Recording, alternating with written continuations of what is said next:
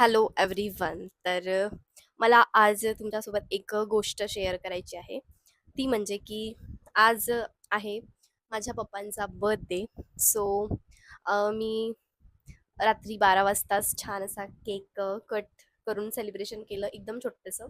आणि आज मी त्यांच्यासाठी छान असं जेवायला बनवलं, त्यांच्या आवडीचं जेवण, आणि त्यांच्या फोटोसमोर ठेवलं. सो मला एक गोष्ट शेअर करायची आहे तुमच्यासोबत. तर काल आहे ना, मी असं डिसाईड केलं होतं की माझ्या पप्पांचा बर्थडे आहे. सो मला बर्थडे निमित्त त्यांच्यासाठी काहीतरी स्पेशल करायचं आहे, म्हणजे की काही दान वगैरे करायचं आहे. सो म्हटलं काय दान करावं, काय नाही, कुठल्या आश्रममध्ये दान करावं, की काही गरजू लोकांना जेवायला द्यावं, की काही म्हणजे काही वस्तू वगैरे कोणाला द्यावं ज्यांना गरज असेल त्यांना काही. सो असं माझ्या डोक्यामध्ये एक थॉट आला. आणि मग विचार आला की भाई माझ्यासोबत तर कोणी आहे नाही.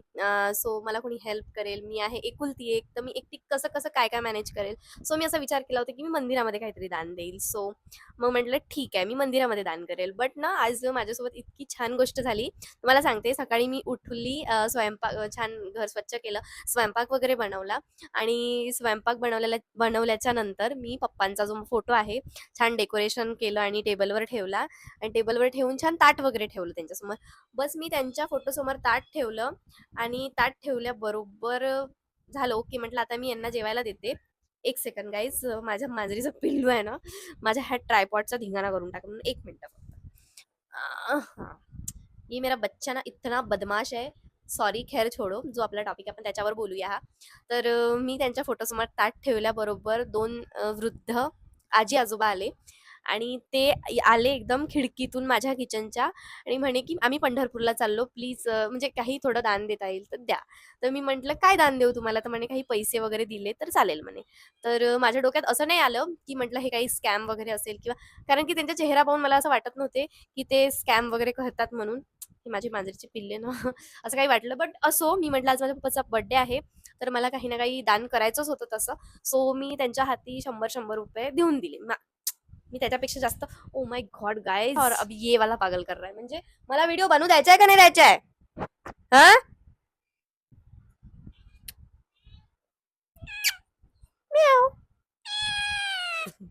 So sorry guys. ना, त्यांना मी 100-100 रुपये दिले माझ्याकडनं जेवढं होते तेवढं. मला त्याच्यापेक्षा जास्त काही देता आलं नाही त्यांना. आणि फक्त एक गोष्ट मी त्यांना विचारली नाही. मी एक गोष्ट त्यांना विचारली नाही की जेवण करता का. माझं ते चुकलं, माझ्या डोक्यातून ते निघून गेलं. फक्त मी त्यांना पाणी विचारलं, तर ते पाणी वगैरे पिले. त्यांना मी 100-100 रुपये दिले आणि मला त्यांनी आशीर्वाद दिला. भाई असं वाटलं की मला दान करायचं होतं. सो आजच्या दिवशी छान असं दान मी केलेलं आहे. माझ्या हातून माझ्या पप्पांनी दान करून घेतलेलं आहे. तर मी जे काल विचार केला होता, तर लिटरली गाईज मी तुम्हाला सांगते की ही गोष्ट खरी आहे. की माणूस जरी ह्या जगात नसला ना, तो व्यक्ती मनाने आपल्यासोबत असतो. सो कॅमेराची क्लिअरिटी ही थोडी घसरलेली आहे, बिकॉज थोडा प्रॉब्लेम झाला आहे स्टोरेजचा, त्याच्यामुळे. बट मी माझं सांगायचं तात्पर्य एकच आहे की आज माझ्या पप्पांचा बर्थडे होता. काल मी विचार केला होता की मी सेलिब्रेशन तर करेलच करेल, दानही करेल थोडंफार. तर लिटरली गाईज माझ्या हातून दान झालेलं आहे. 2 वृद्ध आजी-आजोबा माझ्याकडे आले होते. माझ्या हातून त्यांना दान करण्यात आलं. जे काही आलं छोटंसं, मी 100-100 रुपये जरी दोघांना दिले असेल, तरी माझ्याकडनं ते दान झालेलं आहे. आणि म्हणजे माझे पप्पाच जणू ते त्यांच्या रूपामध्ये माझ्याकडे आले असेल, आणि कदाचित त्यांनी माझं बघितलं असेल की नाही, ही खरंच हेल्प करते की नाही करत. तर मी छोटंसं दान केलं आहे आणि त्यांनी मला आशीर्वाद सुद्धा दिला आहे. सो बस सांगायचं हेच तात्पर्य होतं. आता ते तुम्हाला मी कोणत्या शब्दात सांगू मला काही कळत नाही. बट मला असं वाटलं की तुमच्यासोबत ही गोष्ट शेअर केली पाहिजे, म्हणून मी जस्ट बिकॉज मी ही गोष्ट तुमच्यासोबत शेअर केलेली आहे. आता तुम्ही याचा अर्थ काय काढाल, मला पागलात काढाल, अजून काही काढाल, आय डोंट नो. बट ठीक आहे, मला शेअर करायचं होतं तर मी शेअर केलेलं आहे. आणि हॅपी बर्थडे पप्पा. पप्पाला मी आणखी एकदा हॅपी बर्थडे म्हणते. तुम्हाला वाटत असेल की हिच्या पप्पांचा बर्थडे आहे, हिच्या पप्पा सोबत नाही, तर ही इतकी खुश आहे. तर बघा, एक व्यक्ती आपल्या आयुष्यातून जातो, तर आपण नेहमी त्या विषयी शोक नाही म्हणू शकत. एक एक वेळ काळ असते, त्या व्यक्तींची आठवण येत असते आपल्याला, आणि कॅमेरासमोर शो अप करून काही एक फायदा नाही आहे. रडणं, भुकणं आणि ब्ला करण्यात काही एक फायदा नाही आहे. मला माझ्या मनाला माहिती आहे की मला माझ्या पप्पांची किती आठवण येते. आणि राहिली गोष्ट रडा-भुकायची, तर भाई पप्पा होते माझे, तर थोडंफार माझं मन दुखत असेल आतमधनं. बट मला ते कॅमेरासमोर तुम्हाला शो अप करायची काही एक गरज नाही आहे. सो सो जास्त झालं.